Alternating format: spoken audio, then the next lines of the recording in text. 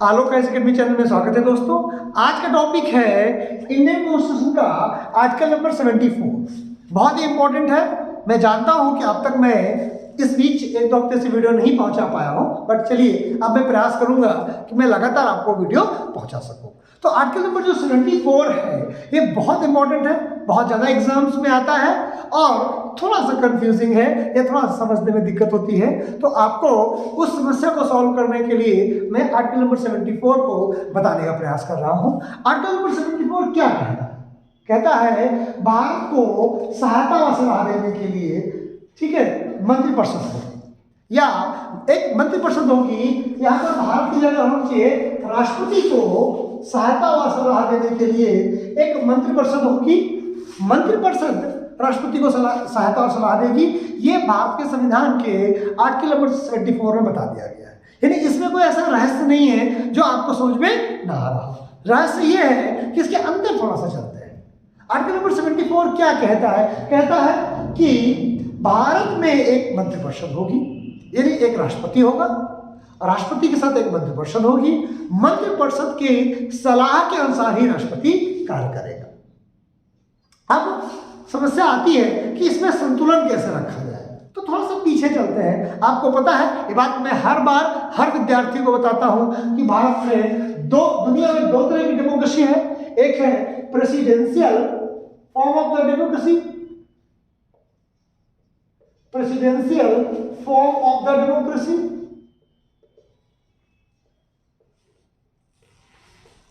और दूसरा है prime ministerial form of the democracy.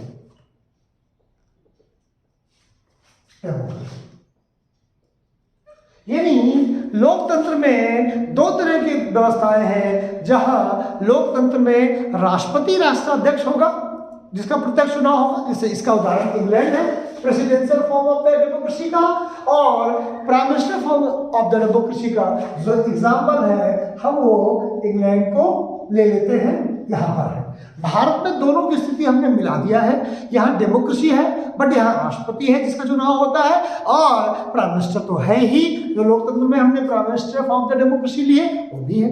तो दोनों का संतुलन है। इसीलिए आप देखेंगे कि इंडियन कॉन्स्टिट्यूशन का आर्टिकल नंबर जो 74 है यहाँ संतुलन की बात को करता है। 74 क्या कहता है? कहता है कि भारत में एक प्रेसिडेंट के लिए एक मंत्रिपरिषद होगी, यानी प्रेसिडेंट भी होगा और मंत्रिपरिषद होगी। और इसमें हमने क्या संतुलन किया है कि जो प्रेसिडेंट है वो मंत्रिपरिषद की सलाह के अनुसार कार्य करेगा। 1976 के पहले 42nd अमेंडमेंट और 44th अमेंडमेंट 1978 के बाद की जो स्थिति है वो मैं बता रहा हूँ। 46 अमेंडमेंट से 42वें संविधान संशोधन से राष्ट्रपति को पुनर्विचार करने की शक्ति खत्म कर दी गई थी, और 1978 से एक बार पुनर्विचार करने की शक्ति थी। और 1976 के पहले की क्या स्थिति थी कि कोई भी बिल लोकसभा से पारित हुआ, राज्यसभा में गया, राज्यसभा से पारित हुआ, राष्ट्रपति के पास पहुंचता, और राष्ट्रपति ने उसे साइन नहीं किया तो वो संविधान का उल्लंघन नहीं माना जाएगा। कहीं पर भी संविधान में नहीं लिखा था कि राष्ट्रपति साइन करने के लिए बाध्य है। लेकिन 42nd अमेंडमेंट जो 1976 में जनता सरकार द्वारा आया था उसमें यह व्यवस्था कि राष्ट्रपति साइन करेगा ही करेगा। लोकसभा से बिल पारित हुआ, राज्यसभा में गया, राज्यसभा से बिल पारित हुआ, राष्ट्रपति के पास पहुंचेगा और राष्ट्रपति उसे साइन करेगा। फिर 1978 में इसमें थोड़ा संशोधन किया गया क्योंकि इस तरह से तो राष्ट्रपति की शक्तियां बहुत कमजोर होने लगी थी। इसलिए दोस्तों 1978 में यह कहा गया कि लोकसभा में बिल पारित होगा, राज्यसभा में जाएगा, राज्यसभा से बिल पारित होगा, राष्ट्रपति के पास जाएगा।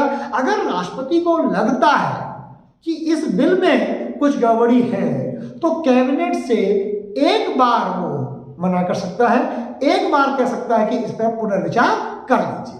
ये बात 44th अमेंडमेंट से की गई थी 44वें संविधान संशोधन के द्वारा, और राष्ट्रपति को कुछ शक्तियां प्रदान की गई थी जिसमें एक बार पुनर्विचार की बात कही गई थी।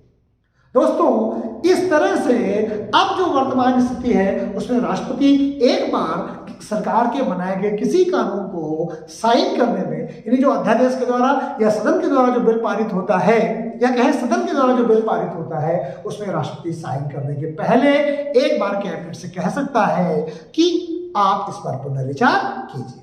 लेकिन अगर कैबिनेट मना कर दे तो क्या होगा? पुनर्विचार करने के लिए या पुनर्विचार पर कह दे कि नहीं हम संशोधन नहीं करेंगे, तो दोबारा में राष्ट्रपति को साइन करना ही पड़ेगा। ये बात आर्टिकल नंबर 74 में कहा गया है कि भारत में एक कैबिनेट होगी, कैबिनेट का प्रधान प्रधानमंत्री होगा, वो कैबिनेट राष्ट्रपति अपॉइंट करेगा या प्रधानमंत्री की सलाह से अपॉइंट करेगा। दूसरी बात हो गई, क्या कह रहे हैं, भारत राष्ट्रपति को सलाह देने के लिए एक मंत्रिपरिषद होगी जिसका प्रधान प्रधानमंत्री होगा। राष्ट्रपति अपने कर्तव्यों का प्रयोग मंत्रिपरिषद की सलाह से करेगा। क्यों? क्योंकि भारत में presidential form of the democracy नहीं है, prime ministerial form of the democracy है। और जो prime ministerial form of the democracy है, उसमें जो रियल शक्ति है वो जनता के द्वारा चुने गए प्रतिनिधियों के पास होती है। इसलिए हमने प्रेसिडेंट को उतनी शक्ति न प्रदान करके भारत के प्राइम मिनिस्टर को उन शक्तियों को प्रदान किया है। दोस्तों, उसके बाद ये है जो मैं पहले बता चुका हूं कि अगर राष्ट्रपति किसी बात से असहमत है तो 44 जो कॉन्स्टिट्यूशनल अमेंडमेंट है उसके द्वारा उसमें केवल एक बार पुनर्विचार करने की शक्ति उसे प्रदान की गई है। दोस्तों, मैंने थोड़े से समय पर आर्टिकल नंबर 74 को आपको समझाने का प्रयास किया है। उम्मीद है कि यह अनुच्छेद आपको समझ में आ गया होगा। दोस्तों, आज मैं अपना वीडियो यही समाप्त करता हूं। नेक्स्ट वीडियो मैं बहुत शीघ्र ही लेकर के आऊंगा, जिससे आपकी जो कंटिन्यूटी है वो लगातार बनी रहे। तब तक के लिए नमस्कार, जय हिंद।